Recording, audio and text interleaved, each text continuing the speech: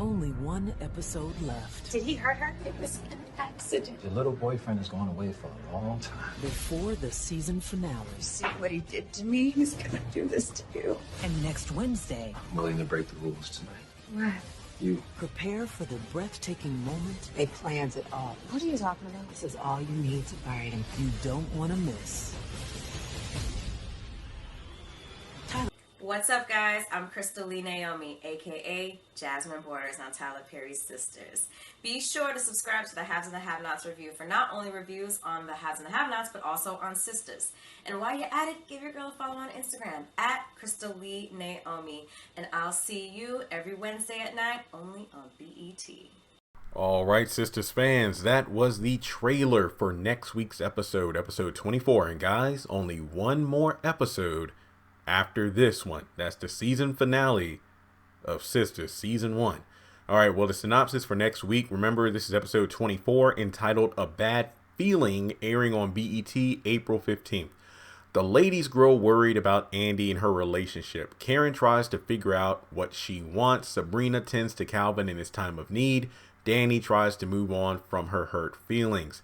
Based on the synopsis, I think it's plain to see that this is mainly Sabrina in regards to Andy.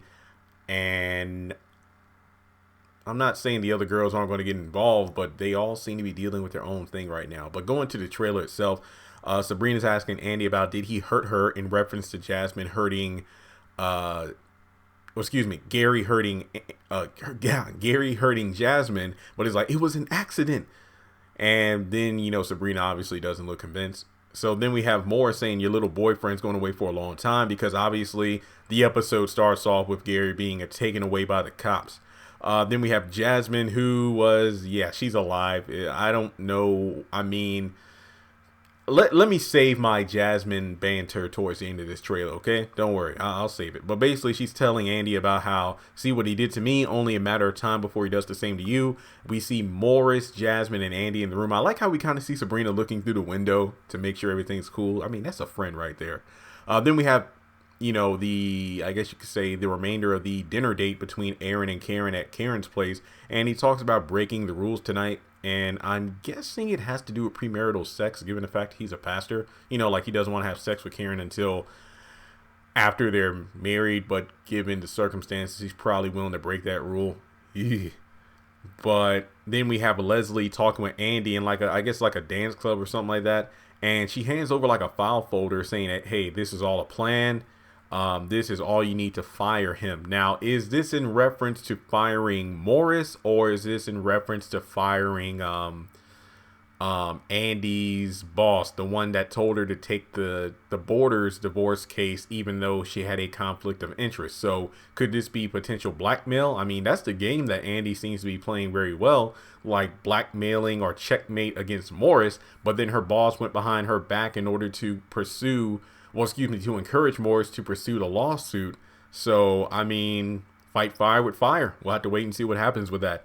And then finally, the last scene was, I believe, Fawn's sibling, her brother, because her mother said that her son will come and cut Karen. So Karen just comes to the living room.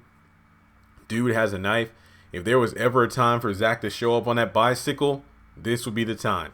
So that's the trailer in a nutshell, but let's go back to the synopsis. So I've already mentioned how the ladies grow worried about Andy and her relationship. I think this is really in reference to Sabrina. Karen tries to figure out what she wants, obviously in reference to what's going on with with her and Aaron at her place. And then we'll probably get another scene or more conversation between Miss Lisa and Zach, maybe.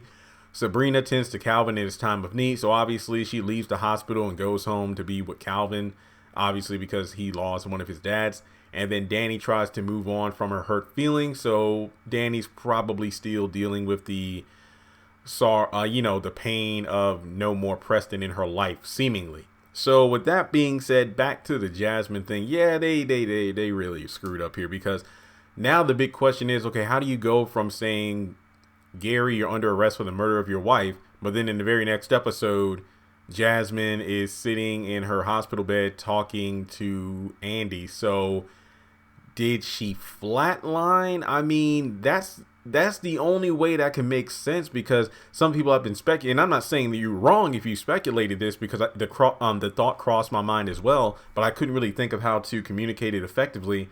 Like, did Jasmine and Morris like plan this? As Leslie said, this was all planned, like to fake her death and then have Gary arrested, but then she miraculously doesn't flatline anymore and comes back to life.